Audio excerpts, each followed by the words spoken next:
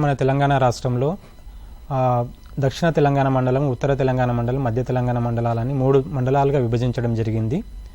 ఇక్కడ మనకు ఉత్తర మరియు మధ్య తెలంగాణలు అంటే నిజామాబాద్, ఆదిలాబాద్, కొమరం భీం ఆసిఫాబాద్, వరంగల్ ఈ ప్రాంతాల్లో వర్షపాతం ఎక్కువగా ఉంటుంది. దక్షిణ తెలంగాణ మండలంలోని జిల్లాలైన గద్వాల, నాగర్ కర్నూల్, మహబూబ్ నగర్, వనపర్తి, నారాయణపేట్, నల్గొండ, సూర్యాపేట ఈ జిల్లాల్లో సాధారణం కంటే తక్కువ వర్షపాతం కురుస్తుంది. అంటే కంపేర్ చేసినప్పుడు ఈ జిల్లాలో తక్కువ వర్షపాతం కురుస్తుంది.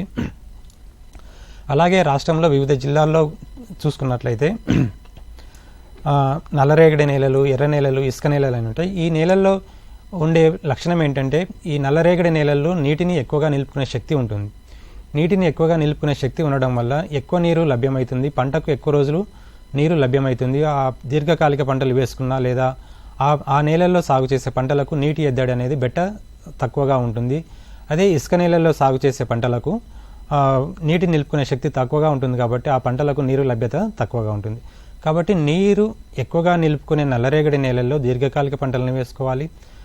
ఇసుక నేలల్లో మనకు వర్షాధారంగా పంటలు సాగు చేసుకున్నప్పుడు ఎక్కువగా నీటిని మరీ ఎక్కువగా నీటి అవసరం ఉండే పంటలను సాగు చేయకూడదు.